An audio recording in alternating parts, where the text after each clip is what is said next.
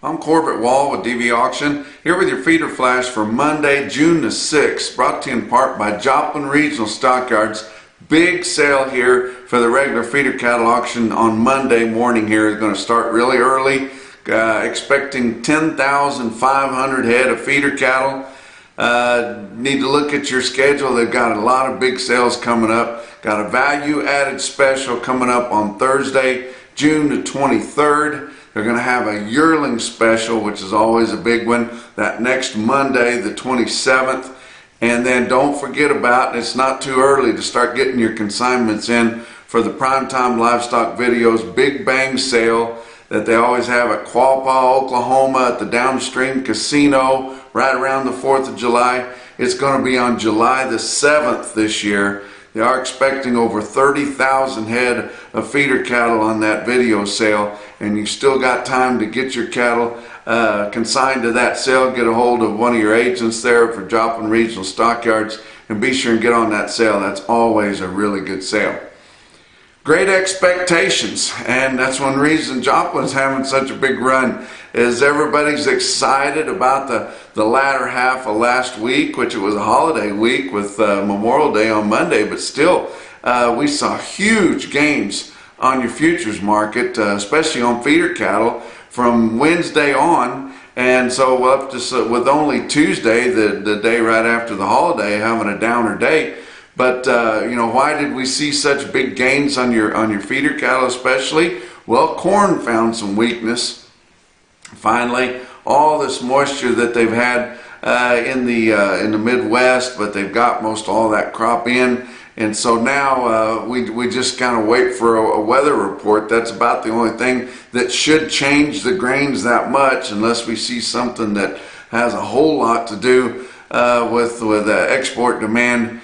Or worldwide supplies, you know, if they should let loose of some of that grain that they have up there in the Ukraine that pretty well Russia's got control of right now, and they want the sanctions to be lessened for them if they're going to let any of it out. But corn backed off, you know, $0.50 a bushel last week, which that was the main thing that helped. But you just look out and you look at all the bullish fundamentals that we have.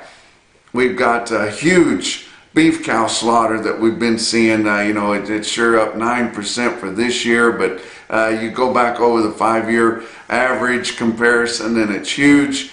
We've seen the deepest culling of cows, of beef cows, since the 1980s. We're likely going to have the lightest number of beef cows since we've had back in the 1950s again. We blew by we're expecting to blow by the light numbers that we had in 2012 and 2013 that brought on the big price levels of 2014. You know, we've still got record numbers of cattle on feed right now, but they're heavy towards the back end of the session there. So we're expecting, and we are seeing, a lot of cattle moving to market right now. There's not a whole lot of cattle behind them, and there's extremely light numbers of cattle outside the feedlots. And most of that because we've seen so much drought everywhere. But it's not dry everywhere. It's still dry in the southern plains, New Mexico, places like that. But you get over into central Texas, they've had some decent rains. We've even had some rains here in the Texas Panhandle. Not that we're not in a drought still, but we have seen some sizable rains moving around. It's spotty where it's really, really dry. But you get into the meat of Oklahoma, they've had a lot of rain. Kansas has had a lot of rain. You go up into the Midwest and northern plains, they've had a lot of rain. It's really been a blessing to get all the moisture that we've seen over the last couple of months, really here. But you know, didn't turn a lot of cattle out because it was really too dry to sustain them, and guys needed to have that grass to keep what few cows they didn't cull. But I think we're going into a time where we're really, really going to be bullish. Now we know that we're going to have really, really high yearlings and calves, I would say for sure by the meat of the fall, late fall especially. So are people already getting excited about that? We saw your market sharply higher mid to late week last week in your feeder cattle auctions. Our fat cattle market's still dropping. We know that we can get the prices on our feeder cattle because we've got competitive feeder cattle auctions to get them there. I was talking last week, as I mentioned on one of the visits, I was visiting with Steve Stratford. He was in Pratt, Kansas at Winter Livestock in Pratt. They had huge prices on loads of 8-weight steers bringing in the 170s on Thursday. And I basically just texted him and said, "What's the deal there?" And he says, I wanted those cattle. I'm trying to buy those cattle. I can't get them bought." I said, "You're the most important person in the sale barn, running second. Who would have dreamed the guy that bought those cattle would have gone that far if somebody wasn't there to push them?" And that's what happens in cattle auctions 6 days a week all over the country. Makes them very liquid, makes them competitive, makes them strong. You've got to have that. You got to have that speed, excitement, and confusion. The three things that I love in a cattle auction that makes them so good and makes us have competitive sales. And nobody worries about what our feeder cattle our prices are, or what our market is. You just look at the sales and you can see it right there. And it doesn't matter if it's a video sale or what kind of a sale, you still have that level of competition. Now, what I'm worried about is how we're going to get the fat cattle market up there to sustain this. These feeder cattle guys, they've still got to be able to count on something on the other end. And without any more competition than we have in our fat cattle market, how are we going to get there? You know, our lowest price last week in our direct fed cattle sales, our lowest price was the first price taken. It was basis jumpers early in the week on Tuesday, and things hadn't even got started for the week because we had a holiday on Monday. And that was the lowest price all week. First price taken, just a basis jumper looking at their hedges on the board and taking that. And that was the deal. Now, late in the week, we did see some higher prices, and your market wasn't all that much lower on some better grading type cattle up in the Midwest, as we see the packers competing what little they compete. You know, the regionals, they nip around on the heels on the edges, and they look for some cattle, and they might end up giving a buck more, but it's not on droves of them. It's on a few loads of them. But if we don't preserve what little negotiated trade we have right now, what's going to happen to this fed cattle market? How are we going to have these big smoky sales on calves and yearlings if we can't try to preserve a little bit of the negotiation and what little drop of competition we have in our fed cattle arena? If we don't get this Cattle Price Discovery and Transparency Act, we can count that off. We're done. We didn't get anything out of Colorado this past week. It was all confidential, so just will not happen. They're saying that within a couple, 3 years, Texas is going to go net zero on their negotiated trade if we don't get this bill and preserve it, because they're right there. Now, Chuck Grassley has been quoted recently as saying that they are going to mark up that bill in the Senate, and he thinks it will easily pass the Senate Ag Committee, and then it will be scheduled for a vote. So we need to get the same thing done in the House. Now, we did see with the House mark up one bill, that was the Special Investigators Bill, but they have not brought up Cattle Price Discovery and Transparency Act. And we've got the National Corporate Beef Association fighting it, and the biggest state associations, Texas Cattle Feeders Association, is fighting it tooth and nail. Kansas Livestock's fighting it tooth and nail because they represent those big corporate feeders that have the sweetheart deals with the packers. And you say, well, they say those sweetheart deals are the thing. We need to get in there. You're not going to get one unless you have huge volume. The only real premium selling these fed cattle and getting those sweetheart deals is big volume. And likely those guys already have it. And what we're going to do is we're just going to lose the rest of our smaller independent cattle feeders and the guys that want to maintain the possession of their cattle through the cattle feeding part of the industry, which we don't see a lot of people doing that anymore because they've been burned so many times. But they would like to have the opportunity to make more money on their cattle rather than giving it up to the bigger feeders, especially as we're going into a time where we're going into right now where we're going to have tighter supplies. We've got to preserve it. And then on the other side, we've got people saying, well, it's not enough. We're fighting to just preserve what we've had, the average of the last 2 years. It will keep it from going any lower. We won't have to worry about losing it, and then we will start working forward to start adjusting it higher. But I can't understand why people aren't supporting this in droves. We do have people in Washington, D.C., mostly on the Senate side, that are doing it, but gosh, I can't understand why the independent cattle feeders, the cow-calf producers, the backgrounders aren't just running over the barricades in support of this bill, because it will absolutely save this industry for going by the way of the hogs and the chickens. Let's talk about your board for last week. Live cattle futures for June. Monday was a holiday. Tuesday down 160. Wednesday up 227, mostly pulled by the feeder cattle. Thursday up 82. Friday down 2 cents. But June live cattle ended the week at 133.60. That was actually up $1.43 for the week, so not too bad on the live cattle futures. With the cash market continuing to go down, but our futures are going up. August live cattle ended the week at 133.85, up $1.45. Feeder cattle, that's where we saw the big gains. August feeder cattle, Monday was a holiday, Tuesday down $1.20, but Wednesday up 460, Thursday up 322, Friday up 92 cents, with August feeder cattle ending the week at 173.87, up 7.55 for the week in the spot futures there. September contract was up $7 smooth at 176.30. Now your grains were down on the other hand. Corn was down 50.25 cents for the week, ending regular trading on Friday at 7.27. Beans ended regular trading for the week at 16.97 3/4 a bushel. That was down 34.5, and they lost all that pretty much on Friday, being very, very volatile. Kansas City hard red winter wheat also very volatile.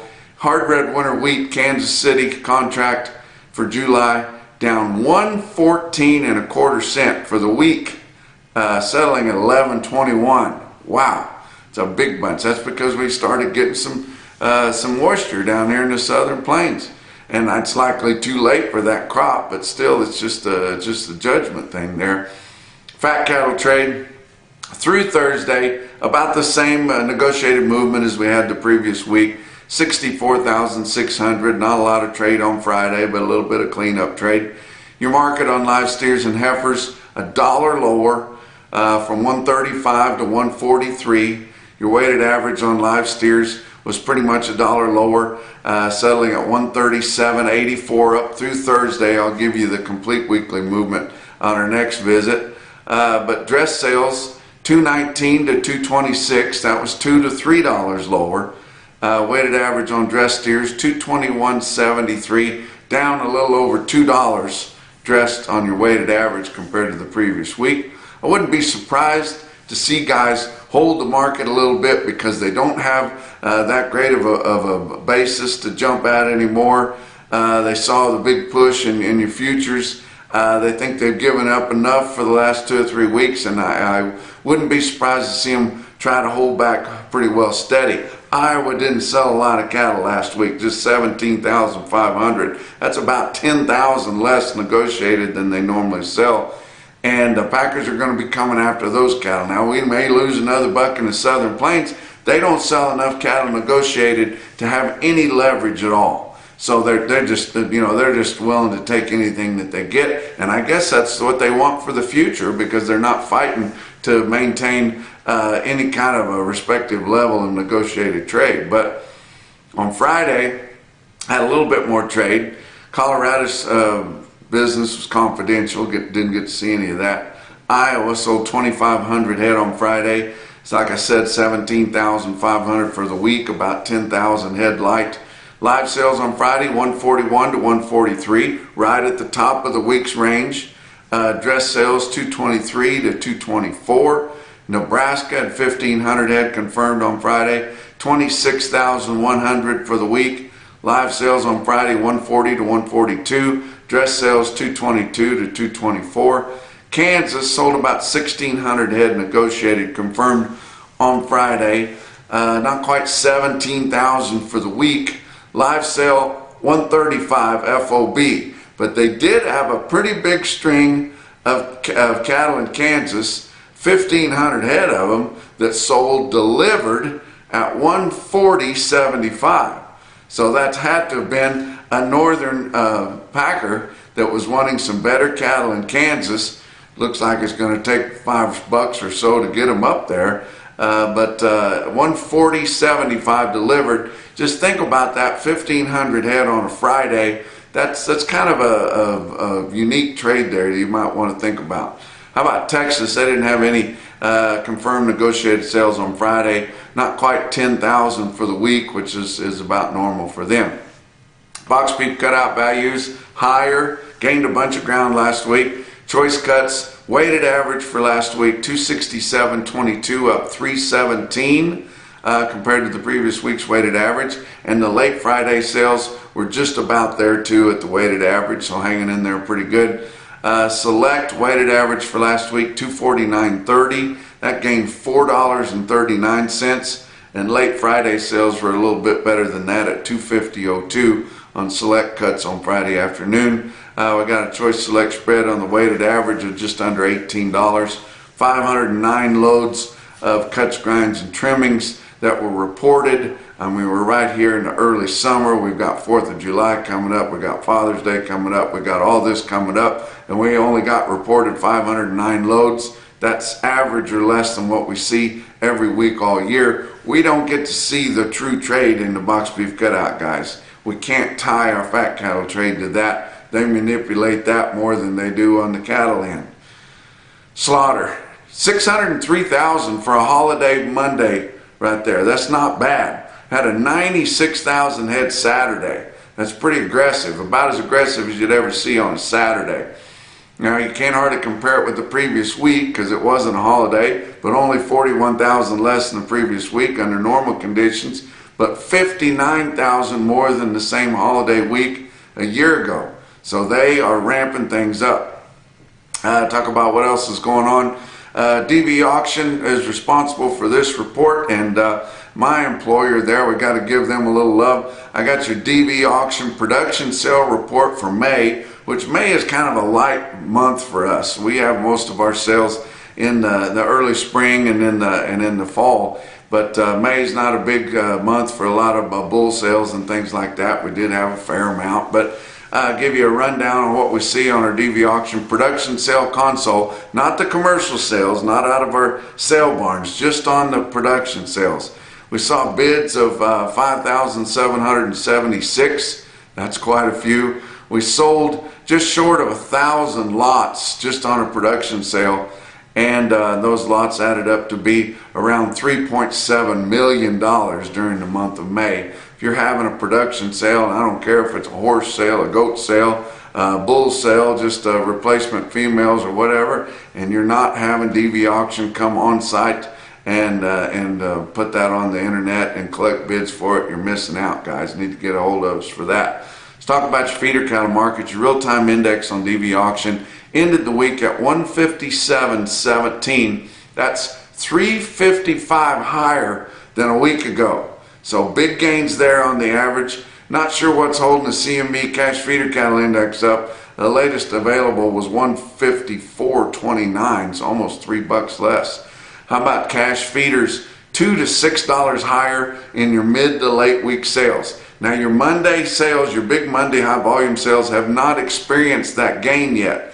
So that's why Joplin's having 10,500 tomorrow. Oklahoma City expecting well over 7,000. We should see much higher trends on your big Monday sales here because they have not experienced that gain at all. But your calves, lighter calves, not well tested, just not seeing a lot of those moving other than your little mom and pop sales in the southeast.